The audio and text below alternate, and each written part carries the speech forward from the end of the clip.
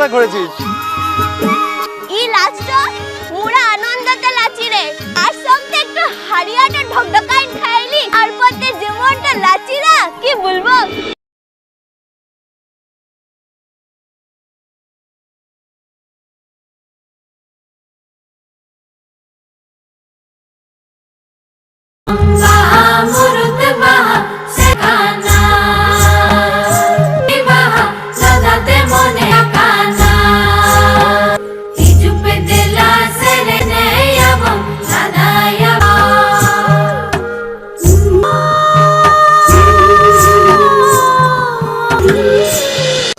তুমি নাকি বলেছো ডক্টর ঘোষের পার্টিতে তুমি যাবে না?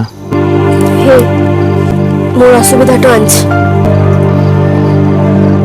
কিসের অসুবিধা শুনি? মোর যাওয়ার লিগে মন তো নাই। আমার যা প্রবলেম সেটা আমার সঙ্গে, এর মধ্যে আবার ডক্টর ঘোষকে টানছো কেন? উনি ভালোবেসে সকলকে খাওয়াতে চাইছেন, পার্টি দিতে চাইছেন, সেখানে না যাওয়া মতো ওকে অপমান করা। সেটা তো মোর আর বিজ্ঞানী বাবুর ব্যাপারটা আছে। তুই ভিতরতে ঢুকছিস কিসের লিগে? বাহা, ধমকাচ্ছে তোমার সৌজন্যতার অভাবের জন্য।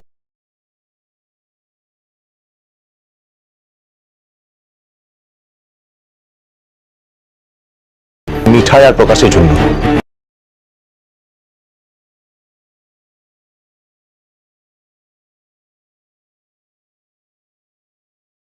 এই প্রবলেমের জন্য রূপু তোমাদের বাড়ি থেকে আমাদের বাড়িতে চলে এসেছিল। তুমি তাকে ফিরিয়ে নিয়ে যেতে এসেছিলে। যাওয়ার সময় কিন্তু আমাদের বাড়ি থেকে কিছু শর্তর কথা বলা হয়েছিল। রূপু কিন্তু কিছু কন্ডিশনস দিয়েছিল তোমাদের, আর বছর ঘুরতে না ঘুরতে তুমি সব কন্ডিশন ভুলে গেলে। আমি কোনো কন্ডিশন ভুলিনি। মানে তোমরা যদি আমার পুরো কথাটা শোনো, তোমরা একবার দয়া করে শোনো, তাহলে বুঝতে পারবে যে ঘটনাটা আসলে কি হয়েছিল। কথা শুনতে চায় না আর্য।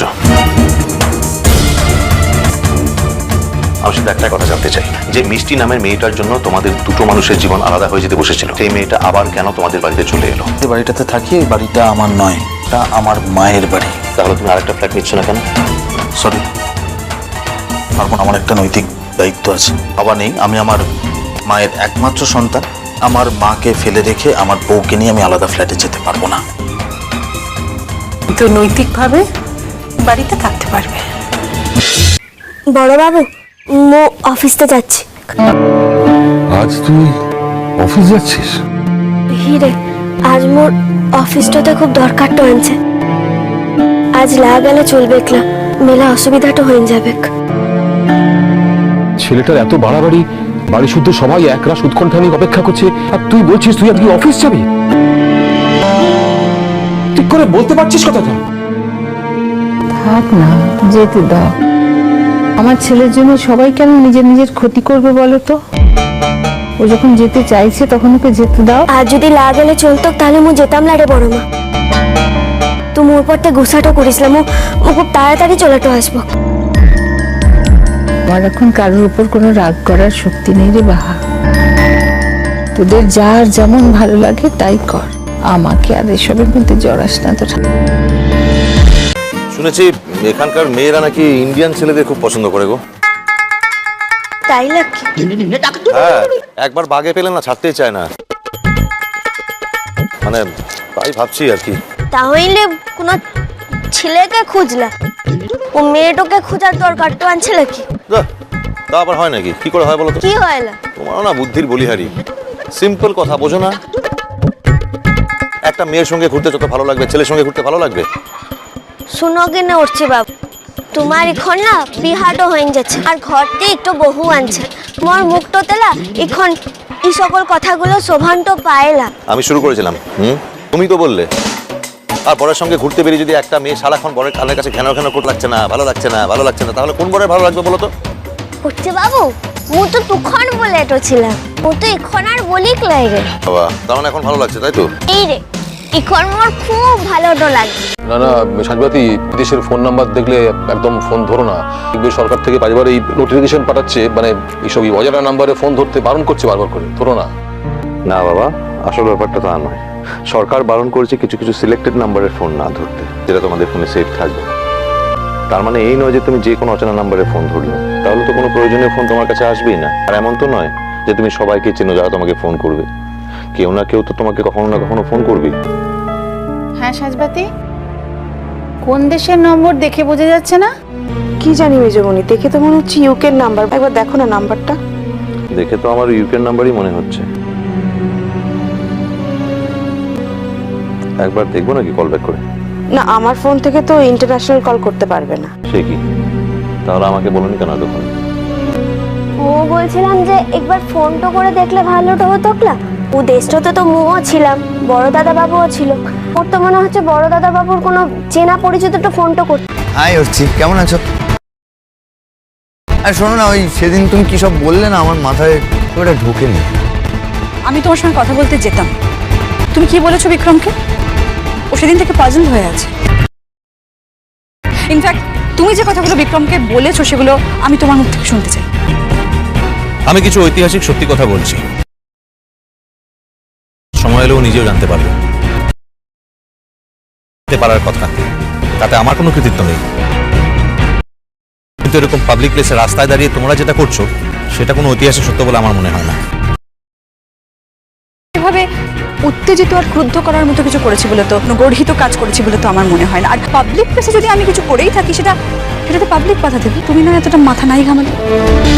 1000, 2000, 3000, 5000। কি হলো? তো ঘামছিস কিসের লেগে? তোর মাথারও ঘোরাইছে নাকি বড় বাবু? থামবে, চোখের সামনে থেকে যা। তোদের ফাংশন আমি বয়কট করবো, আমি থাকবো না। কোন কি রে? ওর যেটা পাওয়ার ছিল সেটা তো পেইন যে ছিল। আরেকবার গুনাটলি 1000, 2, 3, 4, 5, পুরো 5ই আনছে। ঠিক আছে, ঠিক আছে, অনেক কিছু হয়ে যাবে।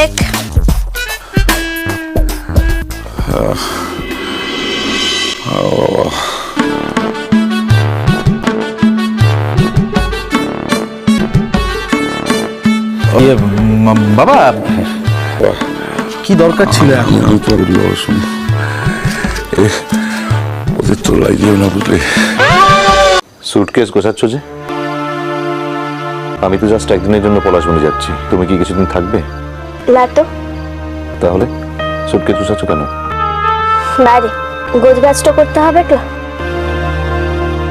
বুঝতে পেরেছি, মনে আনন্দ আর ঢেকে রাখতে পারছো না। এখন থেকে গোছগাছ শুরু করে দিয়েছো। একটা সম্পর্ক ভাঙছে। আমার তো সমস্ত মন জুড়ে এই ভাঙার বাজনা বাজছে, বিসর্জনের বাজনার মতো। তাহলে তোমার শুধু আনন্দই হচ্ছে বাহা, তাই তো? বুঝেছি। এখান থেকে ঘোষণাটা করে দিয়েছিস। ও পলাশবনিতে ঘোষণাটা করে দেওয়ার পরতে তো আর থাকে বাকিটা থাকছে না। তারপর তো কি ঘরটা আটকাইন টাকা চলে বল? এইসব নাগরিক চাতুর্য তোমাকে এখনো মানায় না বাহা। তো চাতুর্য এই যে বললে আঁকড়ে থাকা যায় না, এমন করে বলছো যেন তুমি আঁকড়ে থাকতে চেয়েছো। তুমি তো আঁকড়ে থাকতে চাওনি। মোতর লেগে একটু উপহারটা এনেছি, যদি ইচ্ছাটা হয় সেটা লিস কিনে। কি আছে ওতে? মেলা দিন থেকে দেখি তোরা আগুর ঘড়িটা বন্ধটা হয়ে যায়, ব্যাটারিটা দিলাম সেটা চলিকলা। তার লিগে মু আগতেই ঠিক করেছিলাম তোর জন্মদিনটাতে মু তোকে একটু ঘড়িটা উপহার দেব। এই প্যাকেটটাতে ঘড়িটা আনছে, যদি ইচ্ছাটা হয় পরিস কিনে। ওই ঘড়ি আমার চাই না। তো মোর ঘড়িটা লিবিকলা। এই ঘড়িতে এখন থেকে যে সময়গুলো তোলা থাকবে সেই সময়গুলো আমি দেখতে চাই না বা, তাও আবার তোমার দেওয়া ঘড়ি থেকে। আমার ঘড়িতে আমাদের দুজনের যে মুহূর্তগুলো তোলা আছে সেটাই থাক। বাহা, আমরা তো কেউ অমানুষ নই, আর প্রত্যেকের মধ্যেই তো মানবিকতা বোধ আছে।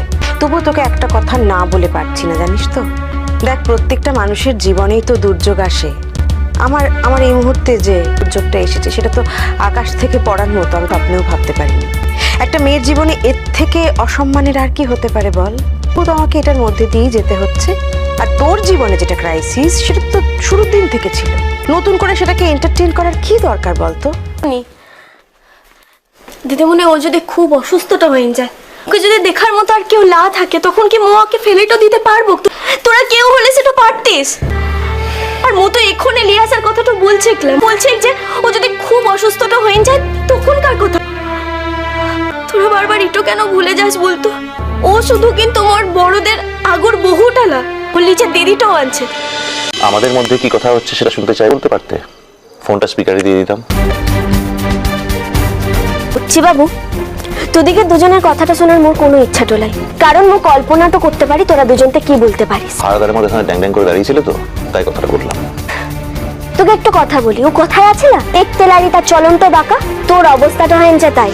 এখন রাত 12টা বেজে যেছে, মু যদি এই ঘরটা ছেড়ে চলেটা যেতাম, ফিরে আসার পর তো তো মোর সঙ্গে অশান্তিটা করতিস, আর মু এই ঘরটাতে আনছি বলে মোর সঙ্গে অশান্তিটা করছিস। মানুষের মধ্যে মিনিমাম একটা সভ্যতা ভব্যতা থাকে বাহা, দুজন মানুষ কথা বলে মাঝখানে হাঁ করে দাঁড়িয়ে থাকে না।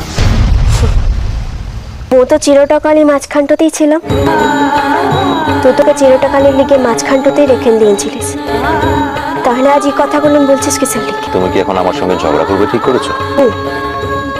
ও তো ঝগড়াটা করতে চাইলেই হচ্ছি বাবু, তোমাকে কথাগুলো বলছিস তার লিগে বলছি, সকল সময় যে তুই বলবি মোর কিছু বলার থাকবে না সেটা তো হবে না। কি বলবে তুমি, কি বলার আছে? ভিডিওটি সম্পূর্ণ বিনোদনের জন্য তৈরি, ভুল ত্রুটি হলে ক্ষমা করবেন। ভালো লাগলে লাইক শেয়ার ও কমেন্ট করতে ভুলবেন না, আর চ্যানেলটি সাবস্ক্রাইব করে পাশে থাকবেন। ধন্যবাদ।